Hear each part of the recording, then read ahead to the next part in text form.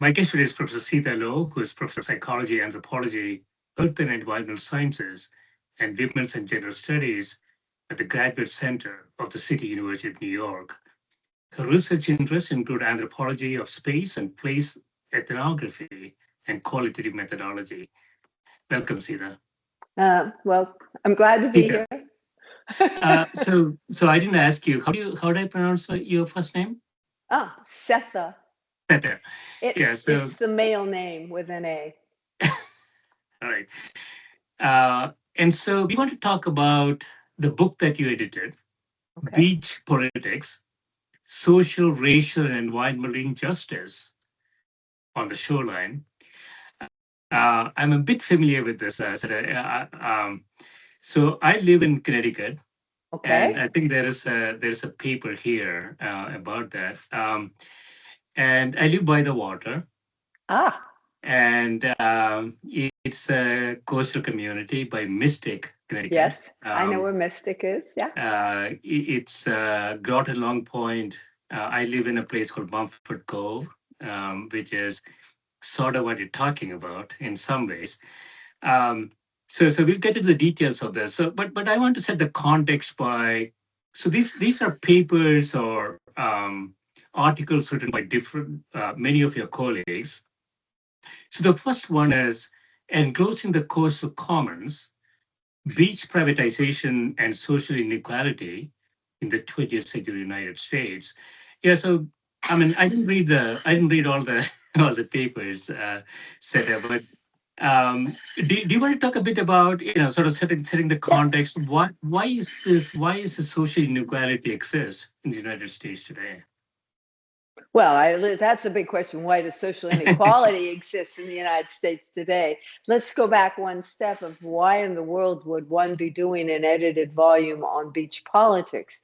In that I've written on a lot of other things, and this is the first time I've focused on beach politics. Many of the researchers in this book, like myself, are public space scholars, people who are interested in equal access. I mean, you're right about that, equal access to public spaces and how public spaces function in our societies in general. And most of the work that has been written that you're familiar with and that I talk about in Why Public Space Matters are parks and streets and sidewalks and plazas and all the kinds of hard spaces that we're all familiar with and that we associate with large urban centers as sort of being the centers of democracy, of people coming together, of learning to know about difference and have many, many, many positive qualities. A lot less is written about those public spaces that are shorelines, and yet shorelines, because they're so valuable, be it a beach on an ocean or a river, as here in New York City, or even a lake, as the example from Austria. These shorelines are equally public spaces that are deeply contested and in which there are a whole lot of other factors that come into play that do not come into play in public space. And as a general, the only reason I did an edited volume is that we're just beginning. In other words, there are individual researchers out there, including myself, who've worked on beaches, let's say, but we really never talk to one another. It hasn't been used as a focus of study or of commentary or coming together. And my belief is that when you enter into a scientific project, one especially as broad as something like beach politics and racial and environmental and social injustice, that you begin by trying to first amass. So where is the state of knowledge right now? So this book is these are interdisciplinary. I mean, there's two historians, I believe, and political scientists, some anthropologists, sociologists, and environmental psychologists. So it's interdisciplinary from a social science, humanities point of view. It is colleagues in my public space network from as far across the world as I could reach. And there are areas of the world like Asia where I just couldn't find a colleague who was willing to write. I mean, Yes. it's not that there's no one there. It's just, not everyone is willing to write. And all people who were committed and interested and had been working on case studies that would address this more complicated space. Yeah. Complicated in the sense that it's ecologically threatened as Mhm. well as a desirable place for all the sort of health and well-being kinds of factors and Mhm. democratic factors of other public spaces. So that's how it all started. It wasn't, Yeah. yeah. The other piece, though, is Connecticut. I mean, here we have a state in which, Yeah. 95% of your beaches are private. They're all private. It's worse than New York. I hear Massachusetts is a little worse Yes. than you, though I don't have the statistics. But if the point is that in the northeastern United States, this is not true where I come from in Los Angeles. The beaches are pretty much privatized, and that Mm. was very shocking to me when I came east to teach. Mm. I was really had never ever seen anything like it in my life, not in Costa Rica, where I'd done field work throughout Latin America, and certainly not in Los Angeles. Mm. And yet it was happening in other places, Yeah. this lack of access to beach. And so starting with my colleague there in Connecticut and thinking, Yes. not knowing that you live there on one of those, Yes. and we don't know if you're an open swimmer like the rest of us, because many of us are So swimmers. this is the irony of this, Seta. I live I live by the water, but I'm hydrophobic. Oh dear. I don't know how to swim, and I don't have a boat, but I love looking at the water. Um, so there are cultural differences. I mean, so I grew up in South India, not that close to water. I know that you don't have too many Asian examples here, but No, but Kerala um, could have been included. I mean, certainly Kerala is a water culture, but you're certainly not from Kerala if yeah. you don't swim. Well, I'm from Kerala, but I don't Are you? swim. But you don't swim. Oh my goodness. Uh, but it's sort of interesting. I wasn't going to go there, but I want to get a perspective on this. So my parents still live there in Yeah. Kerala, and the beaches are so dirty that nobody thinks of going to the beaches. It's like a place you want to avoid, like cancer. Hmm. In some ways, I'm being a little bit dramatic here.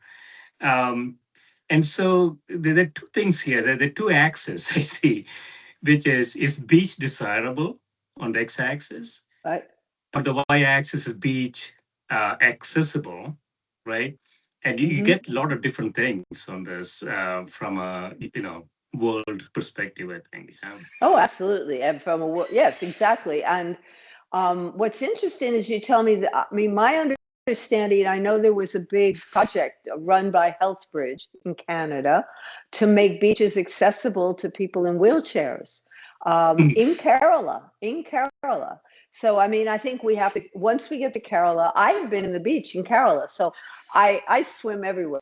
So but so we're talking about very specific beaches, but some of the beaches, you're absolutely right. And it comes up in the Beirut example, and it comes up Yeah, actually in a number of the examples in the book, is yeah, some of the public beaches are very dirty. It's where the wastewater comes out, mm, where there's a lot of pollution. And it is not at all a desirable place to go to the beach, where the beaches that are not where the wastewater comes out, that are not as contaminated, polluted, often get recruited into other and into more desirable neighborhoods where they then become an asset. I mean, mm, the complicated part, you're right, historically and certainly globally, yeah, is that beaches are not necessarily seen as desirable public spaces. They are yeah, often leftover spaces, even in the United States, or not even in the United States, mhm, after after 1865, the areas that were not inhabited, it's in Florida, in the South, but particularly I know the history of Florida, most freed African Americans went often to coastal communities to mm, begin to farm. Why? because there wasn't everybody there. It was seen as Mhm. a site of disease, and they were seen as swampy and difficult to farm in, on and on and on. However, what has also, and there is some wonderful books that have been written about that history, where you see it in Puerto Rico. You can see it in any of these communities where in the beginning or early on, the beach wasn't seen as desirable, but the moment it becomes a commodity and a way of selling real estate that for much more money, or it can be developed into a tourist attraction or a national attraction, on and on and on, and be used for commerce and consumption, then the entire trajectory changes. And the traditional owners of that land, or even the people living on them, are often thrown off. So in Kerala, how much of the land, how much of the shoreline has really been developed? It's a very long shoreline, and as I remember, it's not very developed. No, it's not very developed. I'm not an expert in Kerala, so Oh, I've been I away see. for a long time. I've probably been more recently than you have because of the Yeah, you water. probably know more about that than I do. So I want to talk about Beirut, which I found very Okay. interesting. So experiences of leisure governance and protest in the coastline spaces of Beirut. Beirut, I know very little about this, but this was a very well developed area at some point in time. I have a friend from Northwestern who's a professor in University of Beirut, and I spent quite a bit of time with them in Evanston, Illinois. And we used to talk about this area. So what's the current status of Beirut? Well, I haven't yeah. been even following. Yeah, yeah, Well, Beirut is a very contested city. It still is yeah. divided as it ever was. Most of the current social science writing, at least from anthropology and geography and sociology, which is what I'll be mostly addressing, is about the difficulty of driving across different areas because Mm, Beirut is broken into encampments, almost political encampments that are divided by religion, but also by politics. And so because the central government has so broken down mm, local community groups, from Hezbollah and on up, have taken over neighborhoods, developed them, and tried to keep the roads in shape. But the roads are in mm, terrible shape, and if you have one kind of identity, you can't necessarily just drive across the city. You need to drive through enclaves where you will be accepted. So it's oh wow. very, very complicated in terms of the Mm, transportation and the urban fiber. But one thing that has been going on is there has been an attempt to redevelop the beach. But with the redevelopment of the beach, a number of kind of, I would say, traditional or developmental problems have evolved in that the best oceanfront was taken for high-end housing to sell mm, it for commercial purposes. The next section, which was traditionally a public walkway for everyone, was taken over and redeveloped really for mm, tourism with very high-end retail and tourist shops, and therefore became mm, very the residents who used to walk the Corniche, sort of didn't feel welcome anymore. And as I was saying, only one beach has really retains mm, its community role as a beach, and it turns out it's the one most polluted beach. mm, And so what you see is once beaches are desirable or development starts, they get turned into landscapes that the people don't feel welcome in, or are developed in such a way as literally to keep the regular public out. And I see all of that as reducing access. I mean, a yeah. place like Connecticut has a history of extreme racism, Mm, um, where homeowners in the 1880s, 1865 to 1880, it maybe even starts a little earlier, maybe 1840s, formed beach associations, yeah. and they would buy up big parcels of beach and build homes, and they would own it. And even though it wasn't a gated community or what we call homeowners associations or any of the strategies, we was Mm, a very early way of making sure that no one could get to the beach because it was all private, because it's owned and controlled by the Beach Association. Now, this becomes eventually illegal, as does deed restrictions, which were used in the United States. Deed restrictions are when there's a covenant on a deed that says, no people of color, no Jewish people, no Chinese people. It lists who could not buy this land. So that was a way. But in 1948, that those covenants were challenged in the court and lost. And it's the first time they had lost. So new strategies developed. And at that same time, the Connecticut, I think, Supreme Legislature challenged the right of beach associations. But even after beach associations were, quote, not allowed legally to stop people from entering, there were all kinds of social practices and aesthetic practices and walling and surveillance and security guards that would still keep the beach as essentially a white private space. I mean, how is it? Yeah, where you live? I don't know. Do you keep people off your beach? Are you a homeowners association? I would Sort guess. of.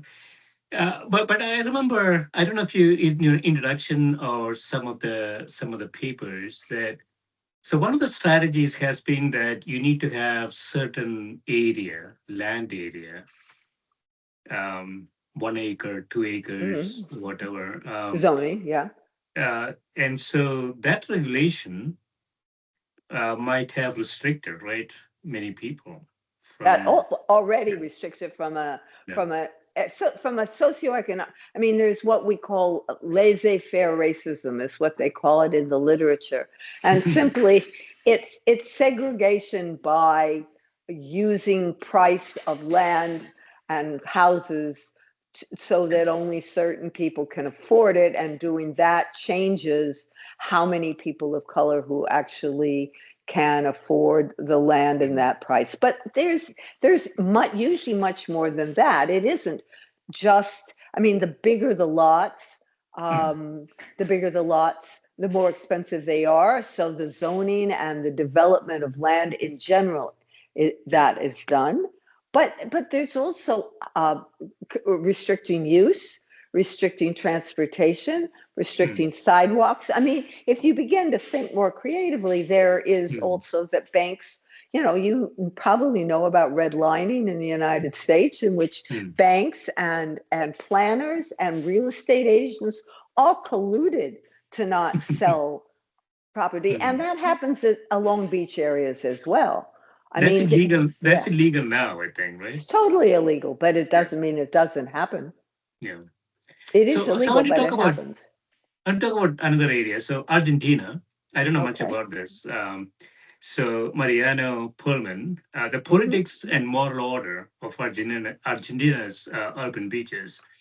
So this is another large country with a lot of shoreline. I don't know anything about it. So can you put this in the context of what we're talking about? Sure. I mean, Mariano Perlman is an anthropologist, and we didn't really even talk about in the Beirut article. It was written by urban planners and urban studies scholars. Beirut is Nadine Kayat and And Claire Rispat. Yeah. Claire Risbeth, who Claire is a landscape architect, and Oh, wow. Okay. right, yeah. So I gives you, and I think that Nadine is her student actually, getting a PhD, and I believe also works in urban Wow. planning. Okay. And Mariano is an old colleague of mine, and his work is generally on vendors. He works with people who work in public space. One of the interesting things about public space is that we don't think about, but you are from a part of the world where this is very relevant. About 60% of the world works in the informal economy, and the workplace of the informal economy, something that I think people don't think about enough, is public space. It's in the streets and the sidewalks and the parks and the beaches. So Mariano's article here is not looking at all of Argentina. Argentina has all the same problems as Brazil, well, all of Latin America, where concessionaires are trying to keep people from accessing the beach, that it's really through enterprise and small entrepreneurs that they like rent out shares. And so if you try to get through this barrier of these guys who all have these different concessions along the beach, it's very difficult to get down to the water. But Mariano was trying to look at something different. He was looking at the vendors themselves, the men and women who everything from sell the chairs, but sell clothes or sell food or whatever, and the kind of moral, the way in which the informal governance works among the vendors of who can be there, who can't even be there, who's not allowed to work there, how you get included in being able to work there, because part of, again, the importance of access is access in order to make a living.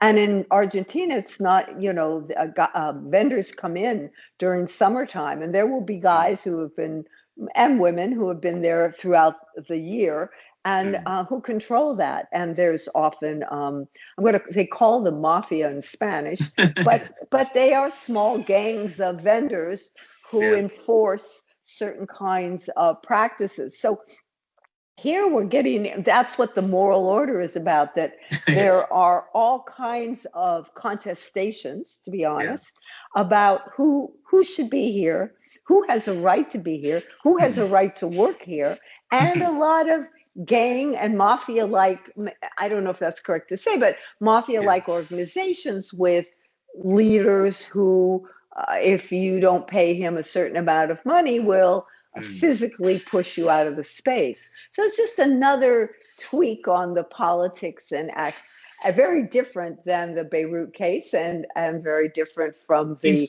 Connecticut case.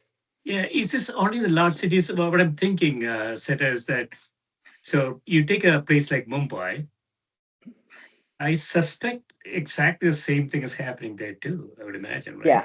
Yeah, pretty much. I don't actually have not, I mean, I know more about Kerala beaches because that's where I've looked and where some of my friends actually do research with accessibility. I don't know that much about Mumbai beaches, but my guess is there would be, again, what I don't know is the rules in India or the city rules to publicness.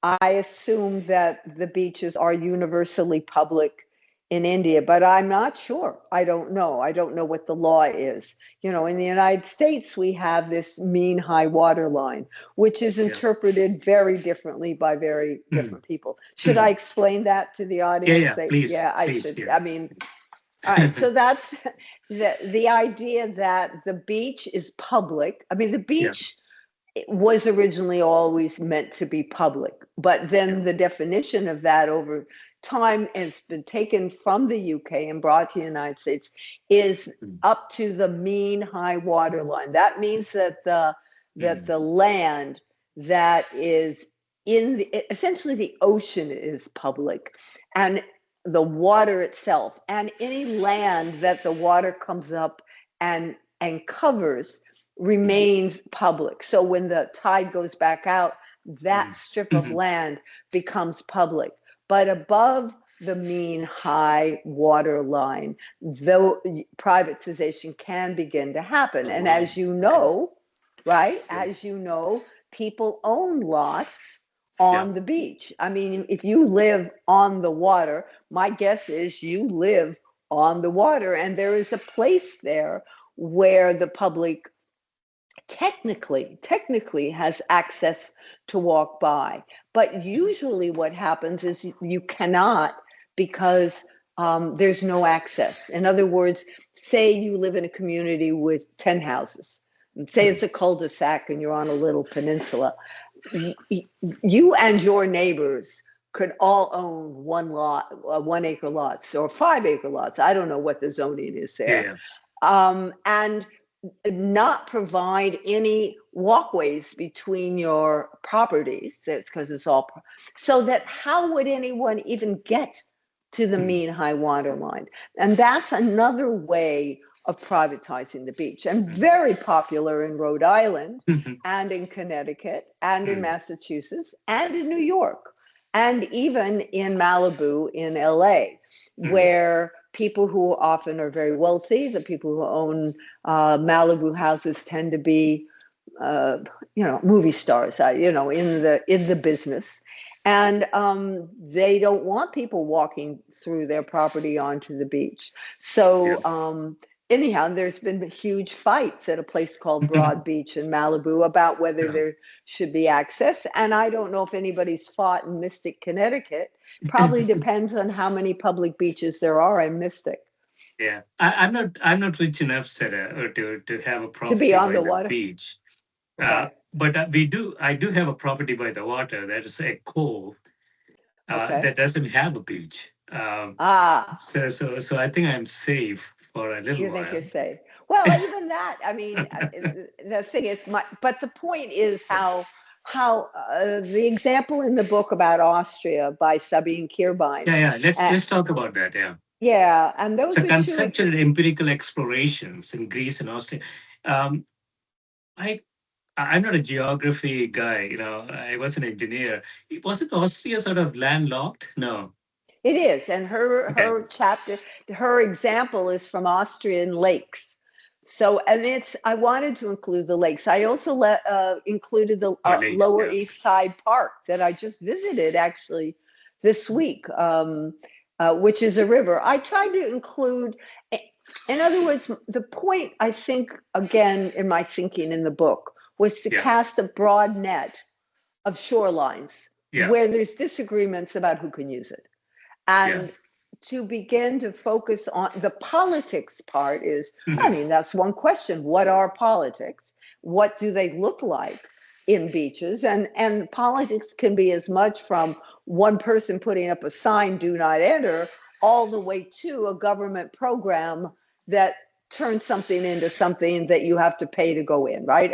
Mhm. In agreement. Or so that the politics would vary. But what I wanted also to look at, that this can happen along any kind of shoreline. Mhm. It Yeah. happens in lakes. So in Austria, the shoreline of lakes is absolutely public. No matter, I mean, Mhm. Austrian law is very much says that it's public. However, these lakes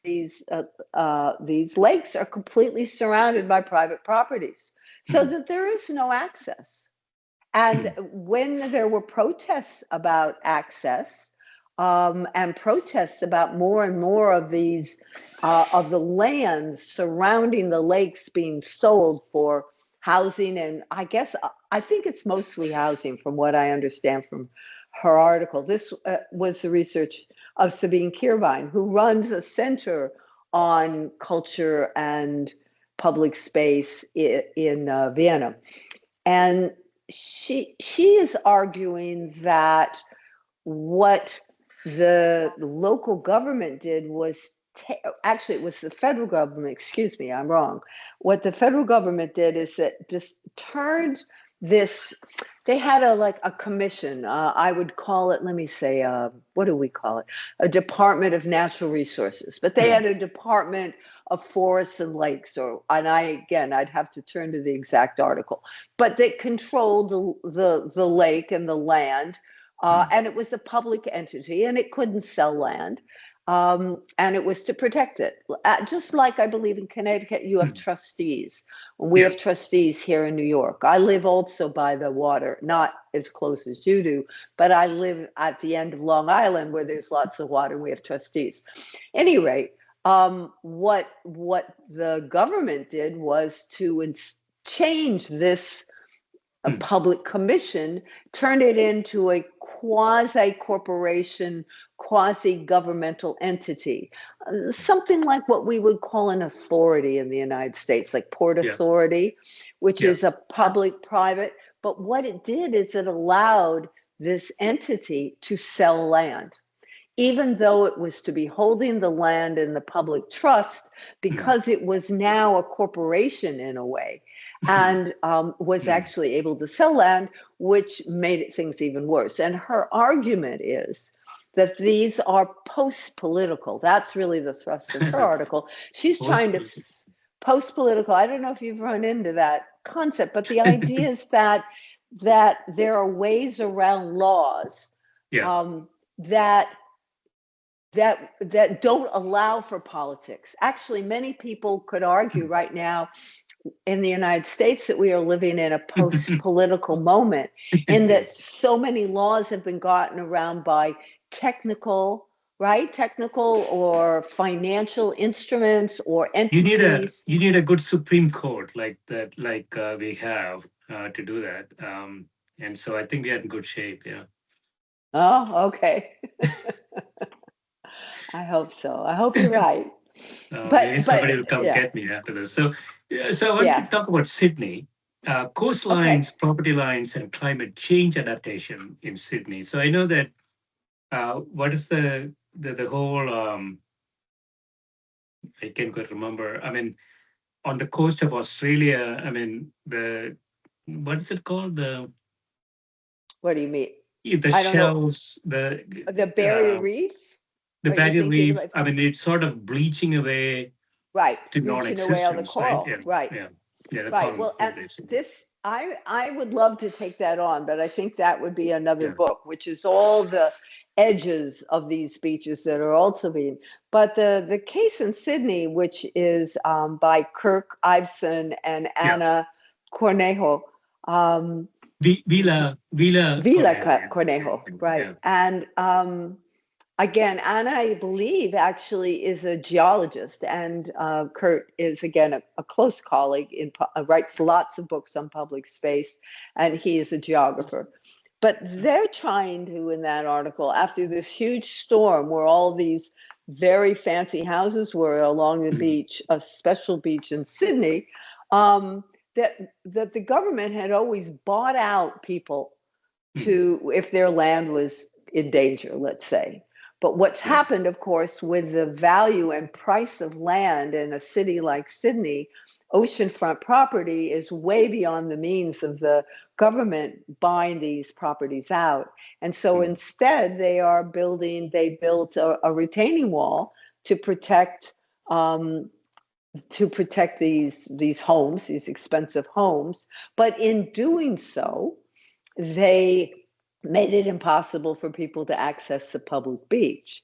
So, I yeah, mean, the reason, I guess what I'm also trying to point out here is that mm, there are intentional and unintentional, mm, and rational and rationalized ways mm, of taking the beach away from the public. yeah, And there are many different ways. I mean, in the Puerto Rican example, um, we're really talking about Marriott, taking a public beach and wanting to turn it into a hotel, yeah, and people fighting against it. And, mm, Kathleen has spent years and years, McCaffrey, mm, working in Puerto Rico, and just wrote this for, she's written more about Vieques, which is one of the island, a military island, and the taking of that. But she was just trying to show all the incredible resistance there is, that yeah, these takings of beaches are not unopposed, is all I'm trying to say. Is that yeah, there is lots and lots of struggle and fighting, but as I summarize, I think in the introduction and in the conclusion of the book, I really point out that it does seem to be the wealthy and those who own the land who seem to be winning, even in countries other than the US, where mm, it doesn't surprise me. Private property, I mean, again, I've worked in the field of public space for a long, long time, and yeah. private property is quintessential. Mm. We protect private property above all other kinds of things. Yeah, I don't know if you talk about Seda on an introduction. The access to public spaces more generally, not just the beachfronts, um, have beneficial effects on society in many ways. And for 100,000 years, everybody had access to access to public spaces. Maybe only in the last 50 years or 100 years, we have started segmenting things. we definitely segmented the world. We segmented 200 Mm-hmm. countries, and we don't let country X to country Y anymore. We're going to cleanse our own country pretty soon. And so we are on a cleansing exercise on a segmentation basis, right? Hmm. Well, all right. I think I have to step. I mean, you're trying to give me a much longer timeline. I mean, in terms of public spaces that we would identify as public spaces today, the first ones that have been identified are about 5,000 BC in Zimbabwe and parts of Africa that are built. So, I mean, that's that, and which there's evidence that they are used in the multiple ways that we're interested in it. Now, that's a kind of, I know I'm being kind of technical, but this is scientific sense and the archaeology. Yes. I mean, we do have archaeology. Be as technical as you want. Yeah, for No, sure. I mean, all I'm saying, I mean, I had asked you originally, why is this science? Well, I think, when we get to climate change and decisions about climate change and decisions that are, quote, scientifically based, but actually have political outcomes, Yeah. is where you would find me in the science. In other words, I think that the science can be interpreted in many ways. So if we look at public spaces, yes, they have always been there if we think of open space in general. However, once we have complex societies, Yeah. all of those spaces became segmented way early on. Let's Yeah. just, I'm a Latin Americanist, so let's do Latin America. Let's not do Zimbabwe, and I don't know as much about it. But if we think about early Maya or pre-Aztec cultures, there were public spaces, there were plazas, and they were Mm. used for sacred ceremonies, and they were stratified by who could be there or not. I don't think there is plenty of archaeological evidence Mm. that spaces were that access was given in a variety of ways, but based on hierarchy, whether that hierarchy was religious or Mm. whether that hierarchy was economic. So this segmentation that you're seeing now, I would argue, in terms of at least beaches or public spaces, has always been there based on the evidence that we have to date.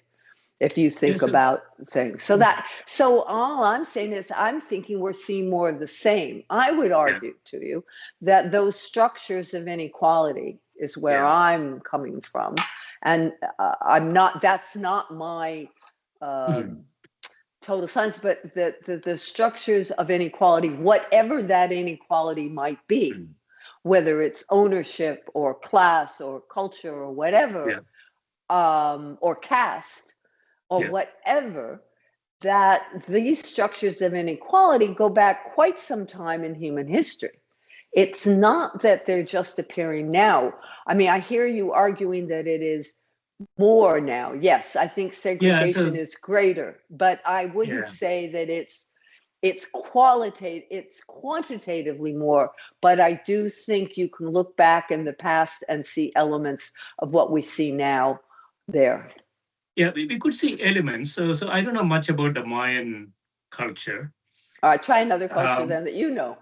uh, but if you look at the Mohenjo-daro, Harappa civilizations, they appear to be very, very inclusive. Um, there are a lot of common spaces, common bathing, common everything. And so I don't know if we can make a conclusion that it has always existed. At some point, economics drove Right. bad decisions, and I guess once you are on that slope, maybe you cannot get back. But I don't think human societies were like the human societies today. Make a radical statement. I don't know. Yeah. Well, I don't know. I mean, let's I just saw a film about hunter gatherers in which they were talking about the song Bushman in the Kalahari Desert. saying that they're, I mean, that is an egalitarian society, and that's a very, and they were arguing, which I don't know that I agree with. I want to make that very clear, that they are a way of considering what kind of society we all worked in. But, you know, we also, in my class that I'm teaching, just read the Magna Carta, which is the document that makes the commons, you know, that states that who has what rights to the commons. When we start talking about a common or commons, which it's kind of where we're going to end up, which I think is a great way to think about it. I do. We're talking about rights to the land, and you know, who not just access, but right to use it. And I think even those rights might have been differentiated, even in hunter-gatherer groups. So I think it's important. I personally think it's important, and I speak now as an anthropologist who did do physical anthropology and some archaeology, that I am interested in history and have rewritten the history of the plaza to point out it was indigenous, not European form. I mean, we need to look at the data. I think science is really important here, but I also think it's important not to romanticize the past, especially when it comes to land and land use and the commons, because I mean, I don't know that we know, but the archaeological evidence suggests differentiation occurring rather early. Yeah, completely. So I'm fond of saying, Sita, that Homo sapiens were very efficient killing machines. That's why we don't have any other Homo species alive today. We clean them up very efficiently, it looks like. And so from that context, I'm not sure they were very egalitarian, quote unquote, in many ways. So we don't know. I mean, we can only speculate. Well, and we also know the other things we know that, again, you know, if we want to get into issues of adaptation, that certain environments were much harsher, and there were, I mean, again, I'm in a large department at this point of earth and environmental sciences, and it's always eye-opening as a social scientist to listen to the geologists and you know, speaking about the kinds of ice age changes and the kind of rain changes and things. You know, I think when you get close enough to the past, when you really look at it as something you can study through rocks and water and whatever, that you begin to see that it was really very complex, that not all these different species were necessarily all living in the same kinds of environments. Yeah. So I want to touch on South Africa. So That's a tough one, yeah. Kevin Durheim, I don't know if I'm pronouncing his name correctly. Very famous social psychologist, a very senior scholar, has written for many years about segregation in South Africa. So it's entitled Four Shades of Whiteness, A History of the White South African Beachgoer. And no, obviously I don't know anything about it. I haven't thought lot about this, but the white South African beachgoer, what does he mean? Well, his intent in this article was, as in a couple of the other articles, Natasha Howard's also, which was about race, was to try to demonstrate, everyone was using different methods. He was using what's called critical discourse theory to try to explain how, in this case, racism and keeping others off the thing. So we talked about beach associations. We've talked about walls. We've talked about developments where you can't even enter. We've talked about housing where you can't cross through, right? And these are all different ways in which beaches are kept private in some way or exclusive in some ways. And the politics is about uncovering and untying that. But here it's about what people say. And he begins his analysis before the end of apartheid, in which the beach was only there were white beaches and black beaches, and the beaches that whites went to were only for white, and the discourse was one of entitlement and white privilege. But then he also begins to show what happens as apartheid is torn apart and political equality and apartheid types of laws and are torn apart. He shows how the discourse of white beachgoers continues to try to place themselves in a particular role vis-a-vis Black beachgoers. And I think anyone who is familiar actually with Brazil or the United States, if you read it, I mean, to me, I always remember, it just reminds me even of discourse in California about those people don't know how to behave on the beach, or those people are doing the wrong thing. But this entire use of language and discourse as a way to segregate and specialize and maintain a kind of I guess white supremacy in the face of even integration.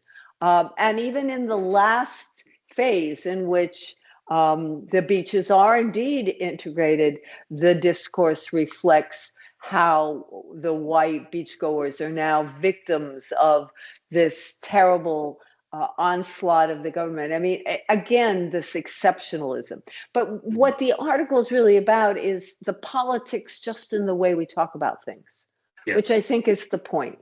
That how things are described, how people talk about things. I talk about that a lot when we talk about gated communities. The other, who's outside the gates, who they are. These are also methods of discrimination and segregation. It doesn't just have to be walls, is the point. Yeah, so using beaches as a segregation mechanism is not something that I have seen or thought about, which is quite interesting. So I want to touch on Brazil, and then I want to go into Puerto Rico, and we'll finish up with that. So Keisha Khan Perry, a coveted paradise, policing and devastation of Brazil's coastal lands. Is it a her or he? She, Keisha Khan, is a very well-known, very esteemed African-American anthropologist. Has written tremendously important works on Brazil. And in this article, Keisha Khan is trying to, well, she takes us into Salvador in Bahia in Brazil, and is again now looking at race here, and arguing that again, very poor people had been living along these coastal regions and living in a paradise that they took for granted, and that's why she calls it a. They might have been fishermen, right? They might have been fishermen, like in Kerala. Many are fishermen, exactly. Yeah. And many are fishermen. Not only fishermen, they collect shellfish along. They live on the shoreline, and there are people all over the world who live along these shorelines. Yeah. But then again, with the change with the commodification and the value of beaches in Brazil, and what happens is a hotel comes in.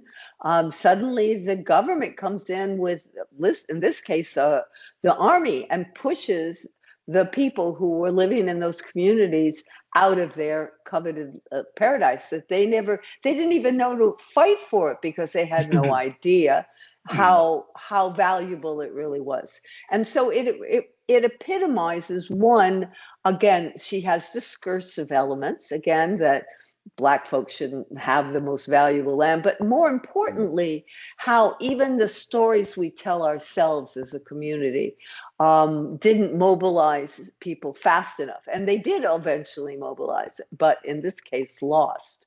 In the Puerto Rican example, the mobilization in many cases wins, and they beat the Marriott, and it's a much happier story. But the military driving out of residents of their homes so that they could be developed is a really what can I say, tragic story. I mean, I want to use a stronger word. It's a devastating article.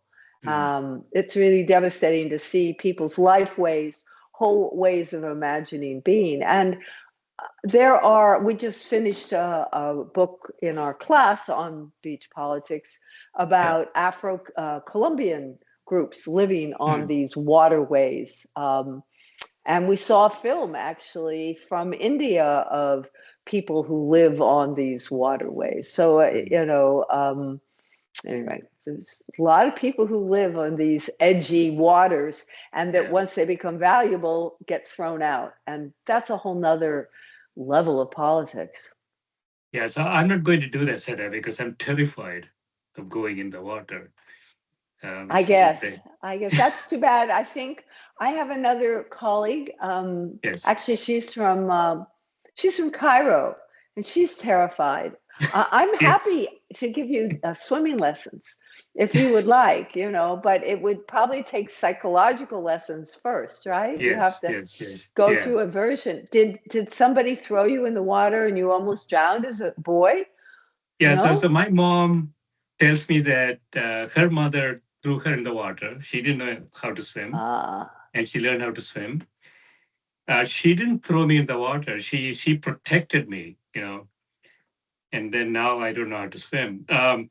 And so, so maybe I'll finish up with Ireland. So you say here Dublin's Riviera, Dollymount Strand, and Bull Island by Paul Rouse. So what is that about? Yeah. Paul is a historian, and there again, this was an urban beachfront. In fact, I was there last year, and I must say I was there just now in October, and all these women were still doing their open swimming in 45-degree weather with the wind blowing, and I couldn't get in yesterday. It was so cold here. So these are really brave people. But this was an urban beach, very honky tonk. Everybody went, and then what happened is it's royal land. Really, it's owned by 2 golf courses. Royal golf courses were open, which really cut into the public's use of this Bull Island. Is it one of them owned by our president or anything like that? No, both of them are. Both of them are. I think just Royal asking Society. the question. I don't. But the point is, what happened is people really rebelled. It's a good example where people said, no, you're not going to turn this all into golf courses. This is a public beach, and we need it here in the city. And they fought, and in fact, one got the city council to protect the Dollymount, that whole strip, and you can go and see it. It's very picturesque. It's windswept and these sort of old cement bunkers where people go into this icy cold water to swim. Yeah, what's wrong with people? I don't get it. I don't know. It's very invigorating. I love to swim in the water. I'm a fish. And I'm happy to try to give you a lesson if you like. Anybody who swam in Canada waters, I'm in awe. I mean, I can't even imagine. I swim everywhere I go. I try to swim in all the water I see as much as I possibly can. So I hope our beaches, beaches Let me finish with the last chapter here. Regulation and Freedom on Europe's City Beaches by Quentin Stevens. Quentin's in Australia. Do you know Quentin? I know, probably you don't. These are all, he's an environmental psychologist, designer. And he's interested in all these fake beaches, the one in Paris along the Seine. And there are a number, as I understand it, in Germany. I haven't seen any of it. I don't know if What do you mean by fake? What do you mean by fake beaches? Beaches, a beach right in the middle of the city with sand and umbrellas and music and sometimes around a pool. I haven't seen one of those. Well, I mean, they made the Seine into a beach that they put sand along it and umbrellas and anyhow.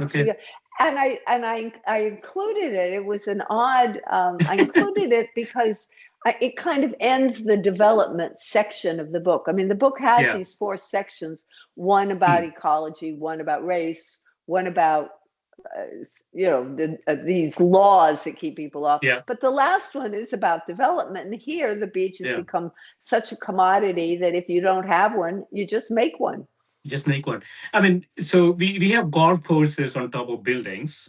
Uh-huh. Why wouldn't Um, we have a beach on top of buildings? yeah, exactly. Yeah, right. I haven't really thought about this, but I think that's going to happen. Excellent. Great.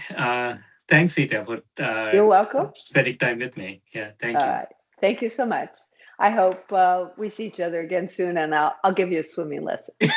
Yes, thank you. Okay. Thanks. It's going to take a while. My wife tried it for a while, but I just sink like a lead ball, But into the water. it's bad for your children. I have a daughter-in-law who refuses to swim, and it's not Yes, good for the kids. That's all.